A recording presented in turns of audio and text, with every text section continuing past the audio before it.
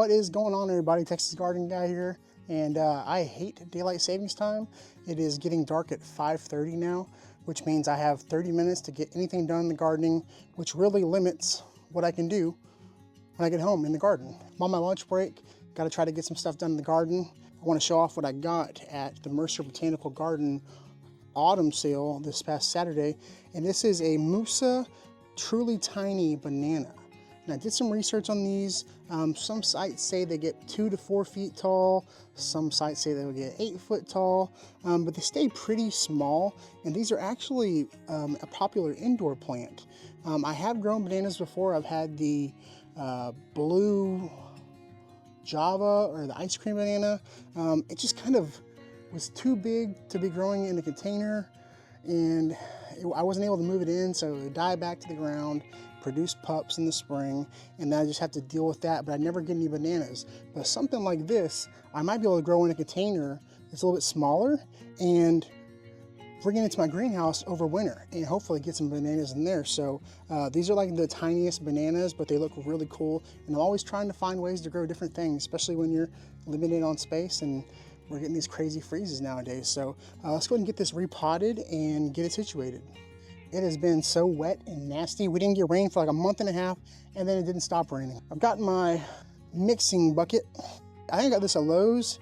It's an aquatic planter, so like people will drill holes in this and they'll use it to put water plants in the ground. I don't know. We're gonna add Living Earth organic garden soil. You can get this at pretty much any Living Earth store, or they sell it at Home Depot as well, I believe. Home Depot or Lowe's? It's Lowe's, yeah. So we're gonna do about half a bag of this. It's always easier to mix up more and have it for later. So I got some other stuff I gotta repot, so this is not gonna be too bad if I mix up too much. Also going to add some Living Earth organic compost. This bag's kind of heavy. We'll do about a third of a bag, half a bag. I'm trying to get dirty because I have to go back to work after this. Hence the apron. That's about a third of the bag, I guess. Also, we're gonna add some perlite. Anytime I'm doing anything in the container, I always try to add some perlite. You can buy this in bulk on Amazon or greenhouse websites or whatever. Feed stores sometimes have it too. It helps with drainage in containers, so it's never a bad idea to add some perlite. And then I'm also gonna add some of this. This is a new product that I've never used before. It's called Supercast. These guys in, I think San Antonio had it. It's pretty cool stuff. It's worm castings plus moisture. So they have organic hydrogel, which is plant-based hydrogel. Imagine like a diaper, like the material inside of a diaper is hydrogel. But this is an organic hydrogel.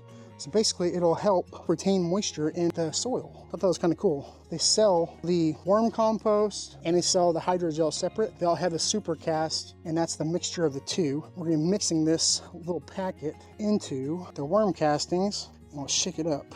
So we're gonna add that in. So we're gonna shake it up. All right, shake it up really good, mix it up. And this will be really beneficial for places that don't get a lot of rain. And there's a plant that might like a little more rain, like a banana. It doesn't mind having wet heat, and could probably do something like this and not have to water as often. So shake this up a little bit. For best results, use 5 parts soil or dirt to 1 part Supercast. Shoot, we'll probably go ahead and just add this whole bag to this. I'm not one for measuring too much, so let's go ahead and we'll add this in here to the mix. So that's Supercast worm castings plus moisture control. Pretty neat. I like the idea. Let's go ahead and get this mixed up. Go ahead and do the best we can. I like the idea of that organic hydrogel. I've heard of people, you know those little Orbeez or whatever that the kids put like in little water guns and they shoot them around? You know, those are actually organic as well. And I believe they were originally designed to be planted into soil to help absorb moisture and then release it later on, which is kind of neat. So I guess this is essentially the same principle, as long as it's organic, you know? That's fine with me, and the worm castings, can't go wrong with that. Mix this up as good as I can. Oh, shoot. Whoops. So this is a 1 gallon pot, maybe even a half-gallon pot banana. Keep that label. And I didn't go crazy with the pot. I figured something like this. I think this was one of my leftover pots from when I bought something else. I never really throw my pots away unless they're broken, especially nursery pots, because you can always find somewhere to use them.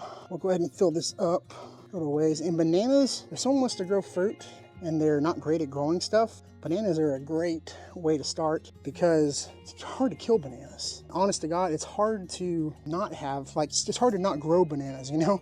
Like a lot of times people put them in the ground and they can never get rid of them. Especially if you have a spot in your yard or your property where it's really wet. If you have like an AC unit that runs off and drains, or just a low-lying area. Come here.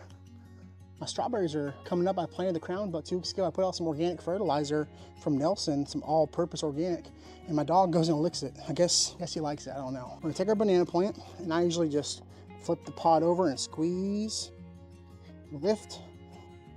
There you go. And so the bottom just fell out of it. So this isn't really, probably could have kept this in a pot for a little bit longer, probably could have waited till the spring, but bananas grow pretty quick. So I don't know about this variety in particular. Bananas in general typically grow pretty quick. And we're gonna top this off with some soil, just like that. I'm really interested to see the benefits of that worm casting stuff in the hydrogel, to see how well it does. I mean, if this starts growing like wildfire, it'd be pretty indicative of how well it works. And bananas are prolific growers and producers. They produce baby bananas off the sides. A lot of times if you have bananas that die back in the wintertime, they're outside, they will die back to the rhizome, which is underground, which will survive pretty cold temperatures, and it'll produce what they call pups. And that is the little baby bananas. That's what's happening. If you have one banana plant die back, you're gonna have 2 pups come up. If you have 2 banana plants, you're gonna have 4 pups come up. It's pretty wild. But you can keep them in containers. It's pretty awesome. And I thought about putting these in a grow bag. I actually ran out of grow bags. I was gonna use one of those smart pots, so I had to go grab one of these. Need some more smart pots in like the 7-gallon size and stuff like that. As far as fertilizer goes, we're gonna be using, this is Nelson Plant Food Palm Fertilizer, and this stuff is good for ornamental grasses, bananas, Canary Island palms, any palms you can think of, pampas grass, and sago palm. This is what I use for my bananas. Good stuff. We're just gonna add a little bit. This says, if you're in pots, we'll say this is a 3-gallon. For a 5-gallon, it says 2 tablespoons. So, you know, I'm real big on measuring, but we're gonna sprinkle this around, and then we'll get our watering can. I may even add a little bit more, just a little bit more soil in here.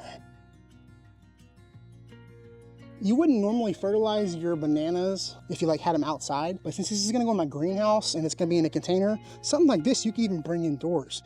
Like I said, these are actually very popular in the indoor plant industry, so kind of neat. We're gonna go ahead and we just fertilized it. And I think you do this 3 times a year: spring, summer, and early fall. Early fall, late fall, it's going in the greenhouse, so it's gonna be growing all winter long. Let's get it watered and we'll put it in the greenhouse. I did not feel like pulling the hose out, so I just filled my little watering can up and just gonna give this guy a little bit of water. It's been raining for a couple days, so these are kind of hard to kill, honestly. So wasn't too worried about it. I just wanted to give it some food so that once it's going, you know, it's nice and fed, nice and well fed over winter. And I won't probably feed it again until spring. And I tell you what, I bet in this greenhouse, it's probably gonna be every bit of 4 feet tall by the time I pull it out for spring. So the next time y'all see this, it'll probably be 4 or 5 feet tall. It stays pretty warm in my greenhouse and does really, really well in there. Everything just goes nuts. Hope y'all enjoyed this video. We'll see you on the next one.